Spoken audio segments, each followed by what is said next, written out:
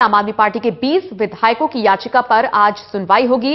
Delhi high court इस पूरे मामले पर आज सुनवाई करेगा। आम आदमी पार्टी के विधायकों ने इलेक्शन कमीशन के फैसले को हाईकोर्ट में चुनौती दी है। आम आदमी पार्टी की याचिका पर हाईकोर्ट ने नोटिस जारी किया था। केंद्र, दिल्ली सरकार, इलेक्शन कमीशन और याचिकाकर्ता को बाकायदा नोटिस भी मिला था। उपचुनाव की तारीखों के ऐलान पर लगाई गई थी रोक। बड़ी खबर इस वक्त की आपको बता रही हैं, राष्ट्रपति के फैसले को चुनौती देंगे, इलेक्शन कमीशन के फैसले को चुनौती देंगे। आम आदमी पार्टी के 20 विधायकों को इलेक्शन कमीशन ने अयोग्य करार दिया था। लाभ के पद का यह पूरा मामला था, जिसके बाद पूरा मामला राष्ट्रपति के संज्ञान में गया और राष्ट्रपति ने भी इन 20 के 20 विधायकों को अयोग्य करार दे दिया गया था। अब इस फैसले के खिलाफ दिल्ली हाईकोर्ट पहुंचे हैं आम आदमी पार्टी के विधायक। आज इस पूरे मामले पर सुनवाई होगी और देखना होगा क्या कुछ राहत मिलती है या फिर अयोग्य के अयोग्य ये बने रहते हैं। आज दिल्ली हाईकोर्ट इस पूरे मामले पर सुनवाई करेगा। इलेक्शन कमीशन के फैसले को चुनौती दी है आम आदमी पार्टी के विधायकों ने। दिल्ली हाईकोर्ट इस पूरे मामले पर सुनवाई आज करेगा। उम्मीद लगाए बैठे हैं आम आदमी पार्टी के 20 विधायक, अपनी अपनी दलीलें दे रही हैं, कह रहे हैं कि उनको उनका पक्ष रखने का मौका नहीं मिला और आनन फानन में आरोप ये तक लगाए गए हैं इन 20 विधायकों की तरफ से, अलका लांबा की तरफ से, कि केंद्र सरकार के दबाव में है राष्ट्रपति। हालांकि अपने अपने आरोप हैं जो ये लोग लगा रही हैं, लेकिन एक गंभीर आरोप इन्होंने ये लगाया है कि इनको इनका पक्ष रखने का मौका नहीं मिला और आनन फानन में इनको अयोग्य करार दे दिया गया। हालांकि 20 विधायकों की सदस्यता जिस तरीके से राष्ट्रपति ने रद्द की है, दिल्ली सरकार पर इसका कोई असर नहीं पड़ा, सरकार गिरने की नौबत नहीं आई, लेकिन किरकिरी आम आदमी पार्टी की चारों तरफ जरूर हो रही है।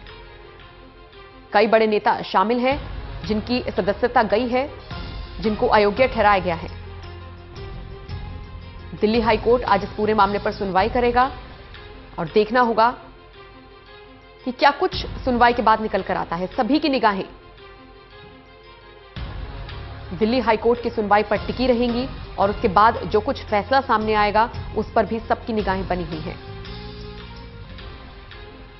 आपको बता दें, कुल मिलाकर 21 विधायकों का ये लाभ के पद का मामला था, जिनमें से एक विधायक जरनैल सिंह पहले ही अपने पद से इस्तीफा दे चुके थे, जिसके बाद बचे ये 20 विधायक जिन पर लाभ का पद का मामला चल रहा है। विधायक रहते हुए इनको दिल्ली सरकार ने संसदीय सचिव नियुक्त किया था, जिसको लेकर शिकायतकर्ता यानी कि बीजेपी और कांग्रेस की तरफ से याचिका डाली गई थी, जिसमें लाभ का पद होने का फायदा इन सभी विधायकों को मिला है। अपने पद पर रहते हुए इन्होंने संसदीय सचिव के पद पर जो नियुक्ति की थी, वो ये पूरा मामला है जिसका फायदा ये लोग ले रहे थे और अब फंसते हुए नजर आ रहे थे और आखिरकार फंस भी गए। बहरहाल इलेक्शन कमीशन ने अयोग्य ठहराया, उसके बाद राष्ट्रपति तक पूरा मामला पहुंचा। राष्ट्रपति ने भी इन 20 के 20 विधायकों की सदस्यता को रद्द कर दिया था और उसके बाद अब इलेक्शन कमीशन के फैसले को इन आम आदमी पार्टी के विधायकों ने चुनौती दी है, याचिका दायर की है हाईकोर्ट में।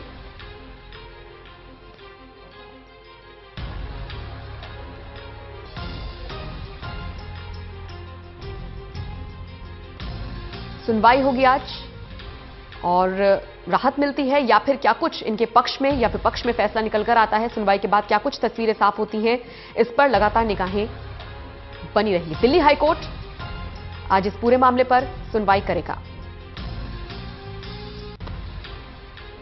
लाभ के पद का मामला है, आम आदमी पार्टी की एक बार फिर से किरकिरी हो सकती है, हो रही है चारों तरफ। और सबसे बड़ी बात, मौका जो मिल रहा है भुनाने का, वो कांग्रेस और बीजेपी को मिल रहा है।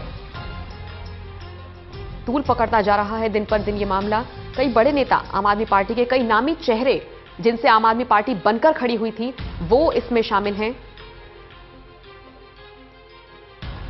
राहत की उम्मीद हालांकि आम आदमी पार्टी के विधायक जता रहे हैं।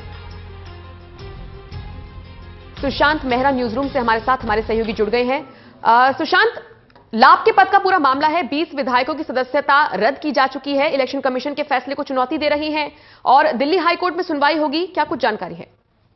देखिए नम्रता, ये कहना बहुत जल्दबाजी होगा कि हाईकोर्ट इस पूरे मामले पर आज कुछ फैसला ले सकता है। हालांकि पिछली सुनवाई के दौरान जब गुरुवार को इस पर सुनवाई हुई थी तो हाईकोर्ट ने चुनाव आयोग को आदेश दिया था कि इस पूरे मामले को संज्ञान लेते हुए उपचुनावों की घोषणा जो है वो सोमवार तक ना की जाए। इस पर कहीं ना कहीं आम आदमी पार्टी के विधायकों को एक बड़ी राहत जो है दिल्ली हाईकोर्ट की तरफ से मिली थी। लेकिन इसके बाद हाईकोर्ट ने साफ तौर पर कहा था कि इस पूरे मामले पर सोमवार से लगातार डे बाई डे जो है इस पूरे मामले की सुनवाई जो है वो की जाएगी। लेकिन लगातार इससे पहले जब बात की जाए तो हाईकोर्ट में जब आम आदमी पार्टी के विधायकों ने इस मामले को चुनौती दी थी तो उस दौरान हाईकोर्ट ने साफ तौर पर कहा था कि जितने भी चुनाव आयोग की तरफ से आपको नोटिस भेजे गए इस पूरे मामले पर चर्चा करने के लिए, लेकिन आप एक बार भी जो है चुनाव आयोग में मुद्दे को लेकर के चर्चा करने के लिए नहीं पहुंचे। हालांकि तकरीबन चुनाव आयोग की तरफ से 11 बार आम आदमी पार्टी के विधायकों को नोटिस जारी किया गया था कि वो अपना पक्ष जो है वो चुनाव आयोग के सामने रख सके, लेकिन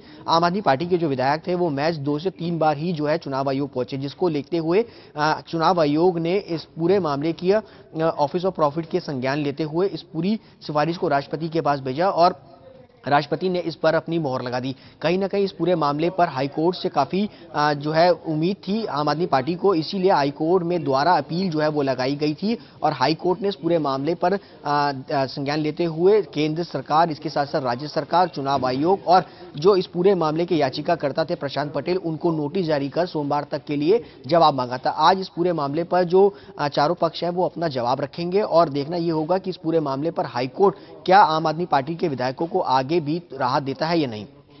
सुशांत, आप कह रहे हैं कि पेश होने के लिए कहा गया था आम आदमी पार्टी को, लेकिन अलका लांबा को हमने सुना था, उन्होंने कहा कि उनको जितने भी 20 विधायक हैं जिनको अयोग्य ठहराया गया है उनको मौका ही नहीं मिला अपना पक्ष रखने का और कहीं ना कहीं गंभीर आरोप लगा रही हैं वो राष्ट्रपति पर, केंद्र सरकार पर। हालांकि गलत होगा ये कहना और बहुत जल्द होगा ये कहना, लेकिन कहना था अलका लांबा की केंद्र सरकार के दबाव में कहीं ना कहीं राष्ट्रपति ने यह फैसला लिया।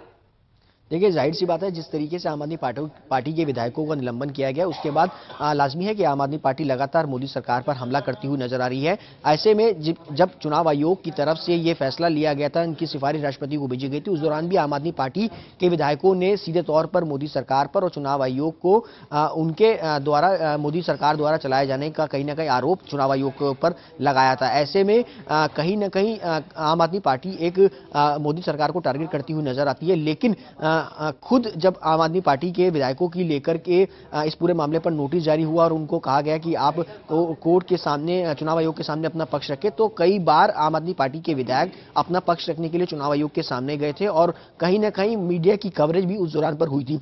ऐसे में ये कहना बड़ा जल्दबाजी होगी कि आम आदमी पार्टी के जो विधायक कहते हैं कि वो उनको अपना पक्ष रखने का मौका नहीं मिला, ऐसा कहना सरासर गलत है, क्योंकि आम आदमी पार्टी के विधायकों को अपना पक्ष रखने का पूरा मौका जो है वो चुनाव आयोग की तरफ से दिया गया था। हालांकि चुनाव आयोग ने अपना पक्ष जो कोर्ट के अंदर रखा तो उन्होंने कहा कि 11 बार आम आदमी पार्टी के विधायकों को जो है अपना पक्ष रखने का मौका जो है वो चुनाव आयोग में दिया गया था, लेकिन महज 2 से 3 बार ही वो अपने पक्ष रखने के लिए चुनाव आयोग पहुंचे, जिसके चलते कहीं ना कहीं चुनाव आयोग ने यह फैसला जो है वो लिया है। कहीं ना कहीं सुशांत, विपक्षियों को मौका मिल रहा है और जिस तरीके से आम आदमी पार्टी लगातार विवादों में है, एक तरफ तो ये विवाद हुआ, इसके बाद एक वकील है विभोर आनंद जिनको हमने सुना, उन्होंने भी कई गंभीर आरोप आम आदमी पार्टी पर लगाए थे। तो इस तरह के जो मामले लगातार सामने आ रहे हैं, नेगेटिविटी जो हो रही है दिल्ली सरकार के इन आम आदमी पार्टी के सरकार के इन विधायकों के खिलाफ, आम आदमी पार्टी के खिलाफ, कहीं ना कहीं सरकार भी ढुलमुल रवैया अपना सकती है। मतलब कहना गलत नहीं होगा कि दिल्ली की जनता कहीं इनको आउट ना कर दे, इसका असर चुनावों पर भी पड़ सकता है और जो सबसे ज्यादा फायदा हो रहा है वो बाकी दोनों पार्टियों को हो रहा है। देखिए, जाहिर सी बात है कांग्रेस और बीजेपी के पास होने के लिए कुछ भी नहीं है, लेकिन पाने के लिए बहुत कुछ है, पूरा संसार बटा है। ऐसे में आम आदमी, बीजेपी और कांग्रेस दोनों चाहती हैं कि दिल्ली के अंदर चुनाव जो है वो हो। ऐसे में अगर कांग्रेस मजबूत होती है, कांग्रेस का अगर दिल्ली विधानसभा के अंदर एक भी खाता खुलता है तो कांग्रेस के लिए एक बड़ी मजबूती जो है वो सामने नजर आएगी। और वहीं अगर बीजेपी की अगर बात की जाए तो बीजेपी की दिल्ली विधानसभा के अंदर 4 सीटें हैं और अगर चुनाव होता है और बीजेपी 1 या 2 सीटें भी आगे लेकर के आती है तो बीजेपी को फायदा है। लेकिन कहीं ना कहीं अगर देखा जाए तो इसका नुकसान आम आदमी पार्टी को होता हुआ साफ तौर पर नजर आ जाएगा, क्योंकि 20 विधायक हैं, लेकिन 20 विधायकों में से अगर 2 विधायक भी कम होते हैं तो आम आदमी पार्टी को एक बड़ा नुकसान जो है वो दिल्ली विधानसभा के अंदर होगा। तो सुशांत, जिस तरीके से नेगेटिविटी हो रही है दिल्ली सरकार की और आम आदमी पार्टी की, क्या इसीलिए व्यापारियों के वोट बैंक को लुभाने के लिए सीलिंग की तरफ बढ़ रहे हैं ये लोग, इसीलिए पैदल मार्च निकाल रहे हैं और प्रदर्शन कर रही हैं? कहीं ना कहीं जोड़ा जा सकता है। देखिए, कहा जाए तो दिल्ली के अंदर बीजेपी का एक बहुत बड़ा वोट बैंक जो होता है वो व्यापारी होता है। ऐसे में जिस तरीके से राजधानी दिल्ली में इस वक्त सीलिंग का जो भूत कहीं ना कहीं घूम रहा है, उसको देखते हुए व्यापारी काफ़ी नाराज हैं और बीजेपी जो अगर कहा जाए तो निगम के अंदर बीजेपी की सरकार है और जो जिस तरीके से निगम द्वारा सीलिंग की जा रही है उस पर कहीं ना कहीं एमसीडी के द्वारा अगर कहा जाए तो बीजेपी की छवि जो है वो खराब होती नजर आ रही है। ऐसे में आम आदमी पार्टी इस पूरे मुद्दे को भुनाना चाहती है और वो आए दिन जो है वो सड़कों पर उतर करके बीजेपी के खिलाफ, निगम के खिलाफ विरोध प्रदर्शन करती हुई नजर आई, ताकि व्यापारियों को एक मोटा भारी समर्थन जो है वो आम आदमी पार्टी को मिल सके। और चुनावों में जो आम आदमी पार्टी 6 महीने पीछे जाएगी तो कहीं ना कहीं एक बड़ा अगर कहा जाए तो सहानुभूति व्यापारियों की उनको मिल सके, ये कहीं ना कहीं एक सिंपैथी वोट बैंक के चलते आम आदमी पार्टी जो है वो सड़कों पर उतरती हुई नजर आ रही है।